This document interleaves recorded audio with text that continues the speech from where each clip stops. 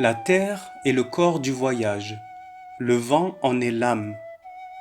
J'aime la terre et l'air d'un amour égal, et en moi leur puissance s'accorde. Tout ce qu'un chemin creux, sec, odorant, bordé de noisetiers en fleurs doit en avril à une bonne brise, je le sais.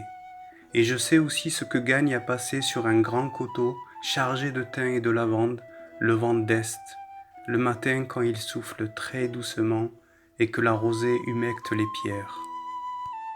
Au fond, voilà pourquoi j'ai voyagé à pied par simple amour du vent et de la terre. Pour être seul aussi, c'est si bon d'être seul, tout seul sur un plateau, dans une gorge, au bord d'une rivière, et par horreur du véhicule, de presque tous les véhicules. Enfin, pour aller justement où personne ne va jamais et qui est quelquefois lieu caché de merveilles. Il y a ainsi des sentiers vivants qui se glissent le long des routes et, à demi cachés sous l'herbe, restent aux aguets. Ils ne disent rien, ils sont là. Vous les voyez, ils vous regardent, parfois très doucement, ils vous prennent le pied et pour peu que vous leur cédiez un pas, ils vous tirent hors de la route, Dieu sait où. Le monde s'épanouissait, mais un monde très simple.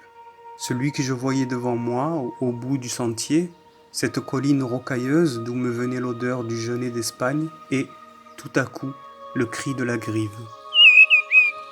Au-delà, on voyait se lever le flanc déjà roussi de la montagne, qu'assombrissaient çà et là des pinèdes, ou quelques chênes oubliés des bûcherons.